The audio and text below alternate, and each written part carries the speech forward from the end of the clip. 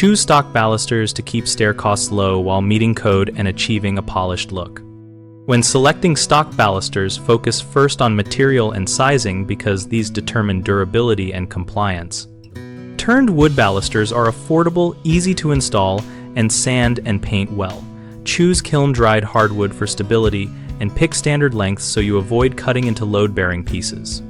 Steel round balusters offer a modern look and are slimmer, so they reduce visual bulk while still meeting spacing rules.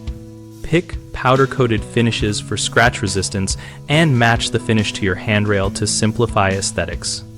Use consistent spacing that follows your local code, which typically limits open gaps to less than 4 inches measured horizontally to prevent a sphere passing through.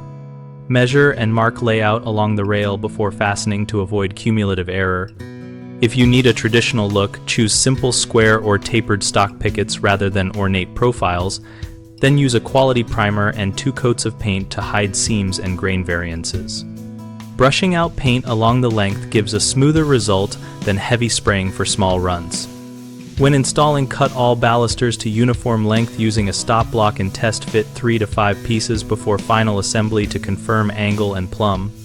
For stair transitions and landings, use pre-finished newel posts or paint them to match and keep baluster spacing consistent around corners by using a spacer block to maintain equal sightlines. Common mistakes include buying balusters that are the wrong length, which causes gaps, or binding when installing, so always measure rise and run accurately and cut several test pieces before finishing the batch, and that will prevent rework. Another issue is choosing intricate profiles that look good in photos but are expensive and hard to paint, so opt for simple turned or square designs that accept paint and stain easily and will cut labor and materials costs.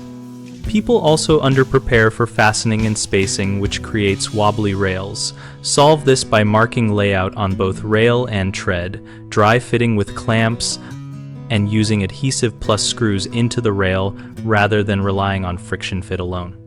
We have bighomeprojects.com to help homeowners find trusted local contractors and for contractors to connect with projects in their area. We also run a discussion community where we and other members share installation tips, product recommendations, and local experiences.